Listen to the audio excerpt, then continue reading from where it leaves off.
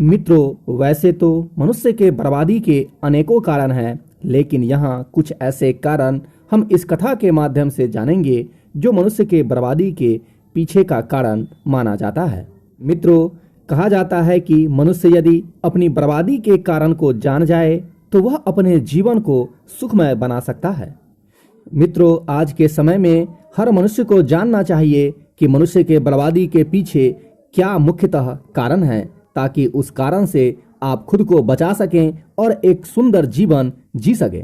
क्या आप जानते हैं कि मनुष्य की बर्बादी के वो मुख्य कारण कौन हैं? यदि आप नहीं जानते तो आगे हम इसे एक कथा के माध्यम से प्रस्तुत करने जा रहे हैं। मित्रों, इससे पहले कि आप इस कथा में खो जाएं, इस चैनल को सब्सक्राइब अवश्य कर लें। तो चलिए शुरू करते हैं आज की कथा को।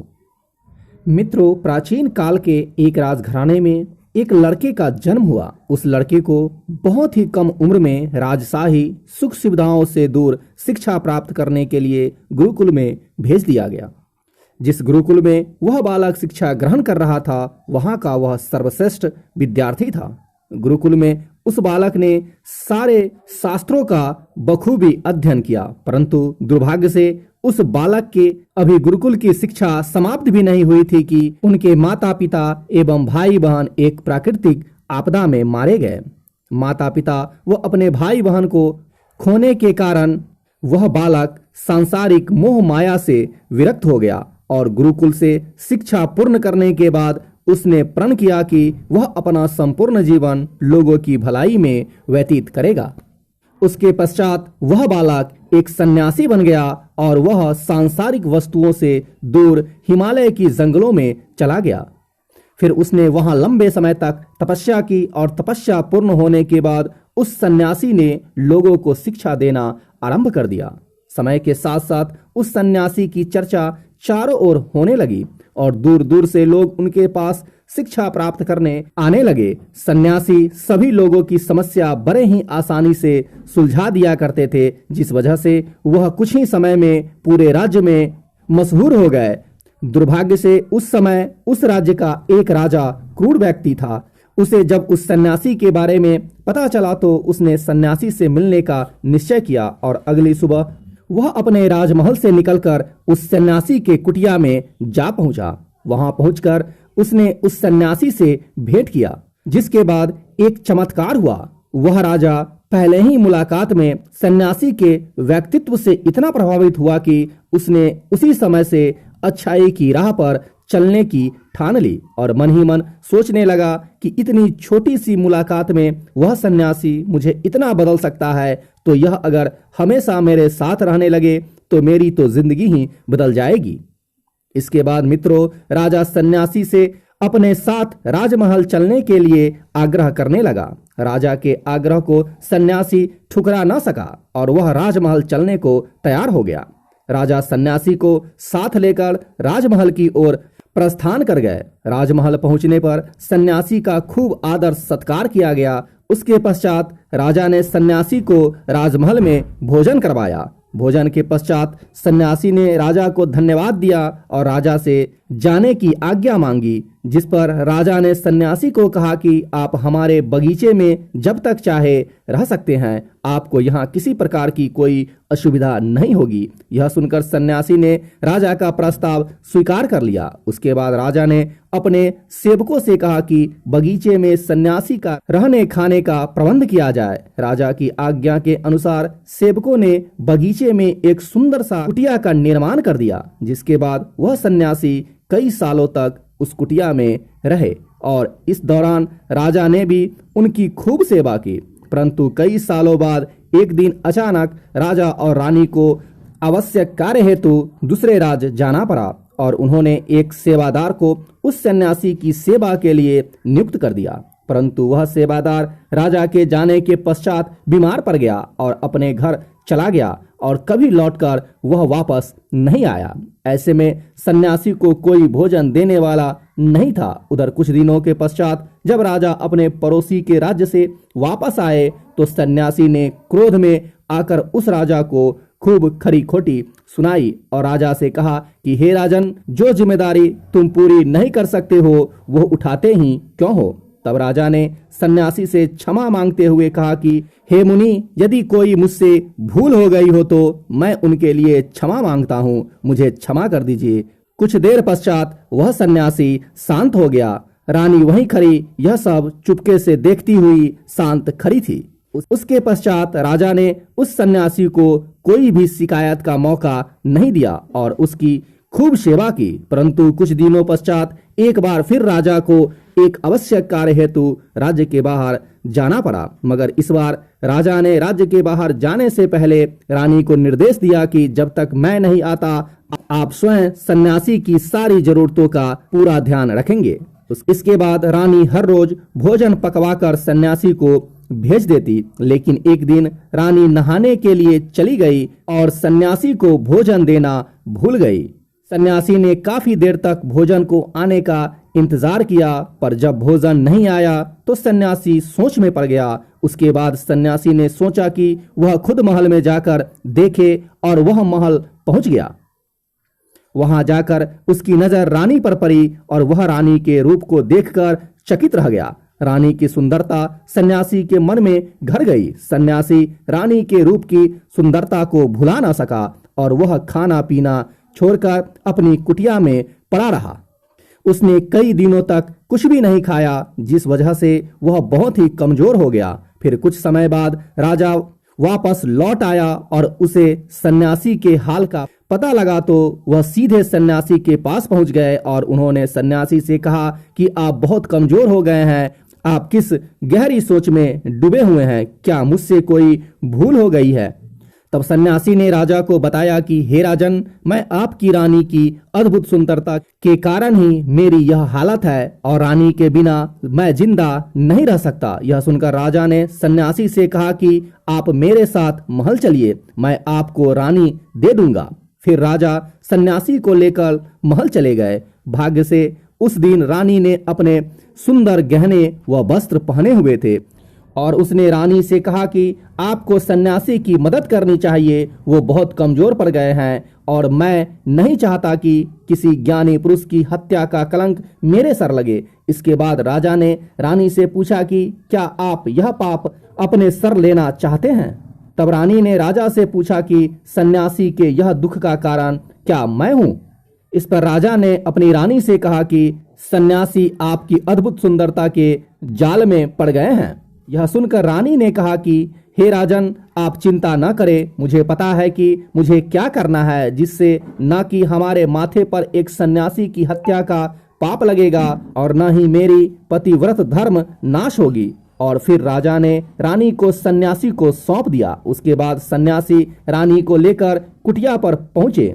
इस पर रानी ने सन्यासी से कहा कि हमें रहने के लिए घर चाहिए। यह सुनकर सन्यासी तुरंत राजा के पास गया और कहा कि हे राजन, हमें रहने के लिए घर चाहिए। राजा ने उसके लिए घर का प्रबंध किया। सन्यासी रानी को लेकर जब घर पहुंचा तब रानी ने कहा कि घर तो बहुत सुंदर है और इसकी हालत तो बहुत खराब है। सन्यासी फिर राजा के पास पहुंचा और कहा, आपने जो घर मुझे दिया है वह घर की हालत तो बहुत खराब है। तब राजा ने उस घर की हालत ठीक करवा दी। फिर रानी ने नहा धोकर अपने श्रृंगार पूरा करके सन्यासी के बिस्तर पे आ गई। इसके बाद रानी ने सन्यासी से कहा, क्या आपको पता है कि आप कौन थे और आप क्या बन गए? आप एक महान सन्यासी थे जिसके लिए राजा भी स्वयं सारी जरूरत की वस्तुओं को उपलब्ध कराते थे और आज आप वासना के कारण मेरे गुलाम हो गए हैं। यह सुनकर सन्यासी को महसूस हुआ कि वह तो एक सन्यासी है जो अपनी सारी सुख सुविधाओं को छोड़कर शांति की तलाश में जंगलों में चले गए थे। सन्यासी जोर जोर से चिल्लाने लगा और रानी से कहा, क्षमा कीजिए, मैं अभी आपको राजा को सौंप के आता हूँ। तब रानी ने प्रश्न किया, जब उस दिन आपको भोजन नहीं मिला तो आप बहुत क्रोधित हो गए थे। मैंने आपका यह रूप पहली बार देखा था, तभी से मैंने आपके व्यवहार में परिवर्तन महसूस किया। तब सन्यासी ने रानी को समझाया कि जब मैं जंगल में था तो मुझे समय पर भोजन भी नहीं मिला करता था, पर महल में आने के पश्चात मुझे सुख सुविधाएं मिली और मैं उसके मोह में फंस गया। मुझे इसके प्रति लगाव उत्पन्न हो गया और फिर उनको पाने का ललक मेरे मन में उत्पन्न हो गया और जब मुझे नहीं मिला तो क्रोध उत्पन्न हुआ। या सच तो यह है कि अगर इच्छा पूरी न हो तो क्रोध उत्पन्न होता है, और यह पूरी हो जाए तो लालच बढ़ जाता है। कि यही इच्छा की पूर्ति मुझे वासना की दीवार तक ले आया और मैं आपके प्रति आकर्षित हो गया। इसके बाद वह सन्यासी रानी को लेकर राजा के पास गया और बोला कि राजन, मुझे क्षमा करे, मुझे अपनी गलती का एहसास हो गया है। यह लो आपकी रानी, मुझे यह सब नहीं चाहिए। मैं अपनी इच्छा के वशीभूत होकर यह गलत कार्य करने जा रहा था और अपने जीवन को बर्बाद कर रहा था, लेकिन अब मुझे सब कुछ समझ में आ गया है। इसके बाद उस सन्यासी ने उस राजा से कहा कि हे राजन, मनुष्य की बर्बादी का कारण उसकी 4 आदतें बनती है और संसार की हर एक व्यक्ति के अंदर यह 4 अवगुण होते हैं। जो व्यक्ति इस पर नियंत्रण स्थापित कर लेता है वह दुख और परेशानियों से बच जाता है। वहीं जो व्यक्ति इस चारों बुराइयों पर नियंत्रण नहीं कर पाता है वह बर्बादी के कगार तक पहुंच जाता है और अंत में वह बर्बाद हो जाता है। यह सुनकर उस राजा ने कहा कि हे मुनि, आप उस 4 कारणों का वर्णन करें जिससे कि मनुष्य की बर्बादी हो जाती है। इस पर उस मुनि ने कहा कि हे राजन, मनुष्य के बर्बादी का पहला कारण मनुष्य की इच्छा, क्योंकि इच्छा ही दुनिया की हर एक व्यक्ति के अंदर सबसे पहला अवगुण होता है। और जो व्यक्ति अपनी इच्छाओं को नियंत्रण नहीं करता वह जीवन के किसी भी क्षेत्र में सफल नहीं हो पाता, क्योंकि जैसे ही उसकी इस इच्छा पूरी नहीं होती वह दूसरी की ओर बढ़ने लगता है और दूसरी पूरी होते ही वह तीसरी इच्छा उसके मन में जागृत हो जाती है और फिर ऐसे करते करते इच्छाओं पर नियंत्रण न होने के कारण इसी जाल में फंसता चला जाता है। इसलिए हे राजन, जब हम अपनी इच्छाओं पर नियंत्रण कर लेते हैं तो हम अपने मन पर भी नियंत्रण स्थापित कर लेते हैं, और जब हमारा मन हमारे बस में होता है तो हमें सुख प्राप्त होता है। फिर जो हम चाहते हैं वही हमारे साथ होता है। फिर सन्यासी कहता है कि हे राजन, मनुष्य के बर्बादी का दूसरा कारण उसकी वासना है। वासना का जन्म हमारे मन में उठने वाली इच्छाओं से होता है। जिस प्रकार इच्छा का कोई अंत नहीं होता, मनुष्य वासना के जाल में फंसता ही चला जाता है। वासना के वशीभूत होकर मनुष्य को कुछ भी नजर नहीं आता। आज तक जितनी भी लड़ाइयां हुई है उसका सबसे बड़ा कारण स्त्री को पाने की इच्छा ही रही है। स्त्री के प्रेम में वशीभूत होकर राजा महाराजाओं ने आज से पहले बहुत सारे युद्ध लड़े। हे राजन, ईश्वर ने तो स्त्री की उत्पत्ति इस संसार को बढ़ाने के लिए की थी, लेकिन आजकल लोगों ने इसे अपनी वासना का वस्तु बना रखा है, अपने मनोरंजन का साधन समझने लगे हैं। और जब उन्हें अपना यह मनोरंजन नहीं मिलता तो वह पागल हो जाते हैं और न जाने क्या क्या कर बैठते हैं। इसलिए हे राजन, जितना हो सके उतना वासना से दूर रहना चाहिए। फिर सन्यासी कहता है कि हे राजन, मनुष्य की बर्बादी का तीसरा सबसे बड़ा कारण है उसका क्रोध, क्योंकि जब मनुष्य की वासना की पूर्ति नहीं होती है तो उसके अंदर क्रोध उत्पन्न हो जाता है, और जब व्यक्ति को क्रोध आता है तो उस पर उसका नियंत्रण नहीं रहता। फिर वो क्रोध में आकर कई गलत निर्णय ले लेता है। वो दूसरे को भला बुरा कह देता है, और जब उसका क्रोध शांत होता है तो उन्हें अपनी गलती का एहसास हो जाता है, लेकिन तब तक तो सब कुछ बर्बाद हो चुका होता है। इस प्रकार हे राजन, क्रोध के कारण मनुष्य के कई बने बनाए कार्य भी बिगड़ जाते हैं। जब मनुष्य के भीतर क्रोध उत्पन्न होता है तो वो अंदर से बहुत कमजोर हो जाता है, और एक कमजोर मनुष्य कुछ भी नहीं कर सकता, उसे कभी भी सफलता हासिल नहीं हो सकती। क्रोध हमारे भीतर तनाव को उत्पन्न करता है, और अगर एक बार तनाव में चले गए तो हमारा पूरा जीवन बर्बाद हो जाता है।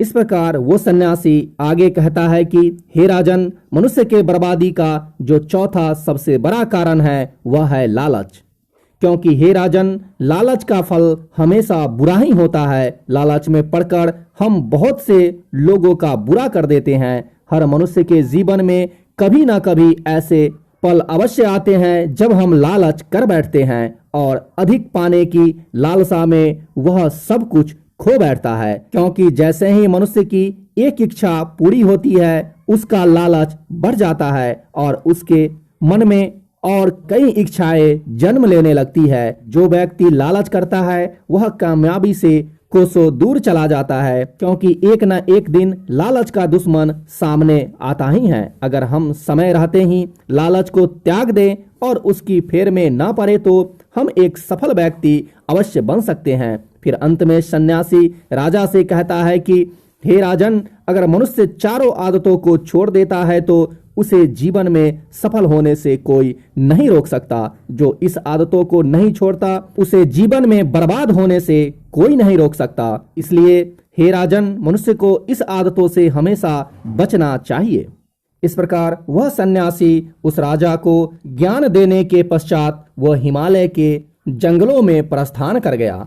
तो मित्रों, कैसी लगी हमारी आज की कथा? अगर अच्छी लगे तो कमेंट सेक्शन में अवश्य बताना और इस वीडियो को लाइक करना मत भूलना, क्योंकि आपका एक लाइक हमारे मोटिवेशन को और भी स्ट्रांग बनाता है। तो मिलते हैं अगली वीडियो में एक अगले कथा के साथ। तब तक तथागत बुद्ध आपका भला करे।